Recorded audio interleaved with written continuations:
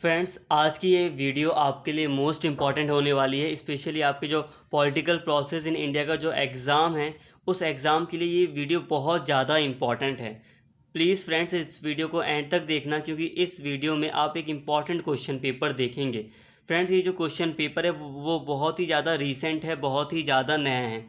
जितने भी question papers आपको दिखाए जा रहे हैं यूट्यूब वगैरह में, वो 2017, 2016 के, 2015 के क्वेश्चन पेपर्स हैं, जो कि आपके सिलेबस के अकॉर्डिंग थोड़े से अलग हैं। आप उसमें देखेंगे कि कुछ क्वेश्चन जो हैं वो आपके सिलेबस से मैच नहीं कर रहे हैं। तो प्लीज़ इस वीडियो में इस क्वेश्चन पेपर को आप देख लें, ताकि आप सारी बातें समझ सकें और आपको एक इम्पॉर्टेंट क्वेश्चन मिल सके। और यहाँ एक बात ध्यान रखना कि ड्यू के एग्ज़ाम में जो लास्ट ईयर का क्वेश्चन पेपर होता है वो बहुत ज़्यादा इम्पॉर्टेंट होता है। तो ये लास्ट ईयर का क्वेश्चन पेपर ही है।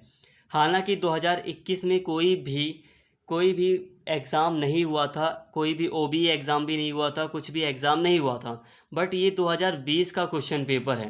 तो इस हिसाब से देखा जाए तो ये आपका लास्ट ईयर का क्वेश्चन पेपर ही है, क्योंकि 2021 में मतलब एग्ज़ाम हुए ही नहीं, और 2020 में ओबीई एग्ज़ाम हुए थे। ये वही क्वेश्चन पेपर है। तो आपका पहला क्वेश्चन है, discuss the changing nature of party system in India from Congress system to multi party से कोalition। भारतीय दलीय व्यवस्था की कांग्रेस प्रणाली से बहुदलीय प्रणाली में बदलती प्रकृति पर चर्चा कीजिए। देखिए, पहले क्या था कि कांग्रेस जो थी वो हावी थी पूरे देश में, कांग्रेस का ही बोलबाला था राजनीति में। तो कांग्रेस एक दलीय प्रभुत्व का दौर चल रहा था। तो किस तरह एक दलीय प्रभुत्व से कांग्रेस सिस्टम किस तरह धीरे धीरे खत्म हुआ और मल्टी पार्टी कोalition आया, किस तरह गठबंधन की सरकार आनी शुरू हुई, किस तरह से कई सारे राजनीतिक दल प्रमुख बने, ये आपको सारी बातें बतानी हैं। आज़ादी से लेकर आप अब तक की राजनीति बताएंगे। दूसरा क्वेश्चन है आपका, development has overshadowed the influence of caste in electoral behaviour in recent election, discuss. हाल के चुनावों में मतदान व्यवहार में जाति के प्रभाव को विकास के मुद्दे ने आच्छादित कर दिया है, व्याख्या कीजिए। अब देखिए, ये क्वेश्चन आया है आपका मतदान व्यवहार से, इलेक्टोरल बिहेवियर से आया है। इसमें आपको कास्ट के रोल को बताना है। कास्ट के रोल को बताते समय आप बहुत सारी बातें खुद भी ऐड कर सकते हैं। यहाँ पर एक बात ध्यान देना, इस क्वेश्चन में आप मतदान व्यवहार के साथ ही साथ जो आपका जो यूनिट 4 है, यूनिट 4 के एक चैप्टर में मैंने वीडियो बनाई है, जाति और राजनीति, उसकी कई सारी बातें डालकर भी आप इस क्वेश्चन में अपने आंसर को बड़ा बना सकते हैं, क्योंकि वो चैप्टर जाति के ऊपर ही बेस्ड था। थर्ड क्वेश्चन है, discuss the major debates on secularism in India. अब भारत में धर्मनिरपेक्षता पर बहुत वाद विवाद है, जैसे कि आशीष नंदी हो गए और भी लोग हो गए, कुछ हैं जो मतलब धर्मनिरपेक्षता को लेकर काफ़ी वाद विवाद है जिनके बीच में। धर्मनिरपेक्षता वाली वीडियो के एंड में आपको थोड़ा सा वाद विवाद भी देखने को मिल जाएगा, मैंने वीडियो बनाई है। बट फिर भी आप इसमें आंसर को बड़ा करने के लिए भारत में धर्मनिरपेक्षता से संबंधित बहुत सारी बातों को ऐड कर सकते हैं। क्वेश्चन 4 है, evaluate the role of affirmative action policies in reducing gender based inequalities in India.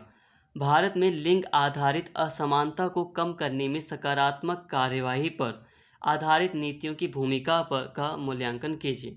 अब भारत में लिंग आधारित जो असमानता है, मतलब पुरुष और स्त्री में जो असमानता है, उसको कम करने के लिए कुछ सकारात्मक कार्यवाहियाँ की गई हैं।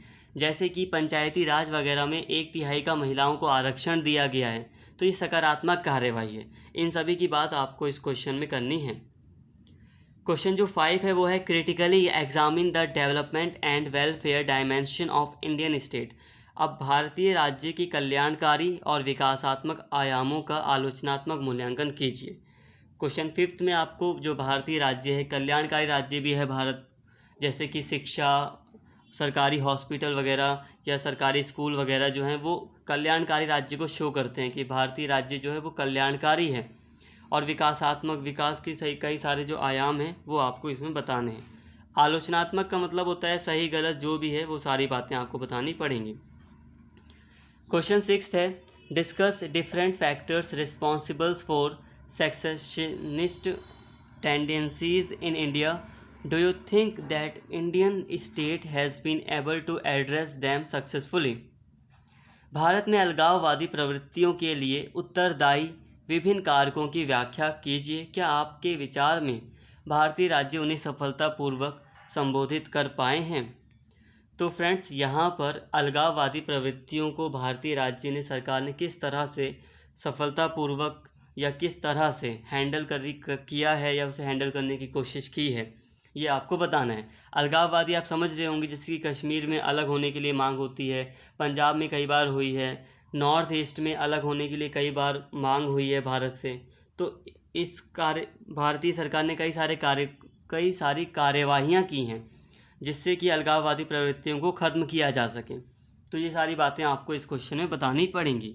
फ्रेंड्स, ये OBE क्वेश्चन पेपर था जिसमें सिर्फ 6 क्वेश्चन दिए जाते हैं। तो फ्रेंड्स, वैसे आप सोचेंगे कि ये OBE क्वेश्चन पेपर है और ऑफलाइन को आपका एग्ज़ाम होगा, तो क्या ये इम्पॉर्टेंट नहीं है? आपके लिए ये मोस्ट इम्पॉर्टेंट है, ये आप मानकर चलिए। इसके अलावा पुराने क्वेश्चन पेपर्स की वीडियोस भी मैं आपको दे दूंगा ताकि आप और भी ज़्यादा क्वेश्चन को आप समझ सकें। तो फ्रेंड्स, फ़िलहाल आज की इस वीडियो में इतना ही, और अगर आपको वीडियो अच्छी लगी हो तो प्लीज़ चैनल को सब्सक्राइब कर लें और इस वीडियो को ज़्यादा से ज़्यादा शेयर करें और लाइक करें। Thank you.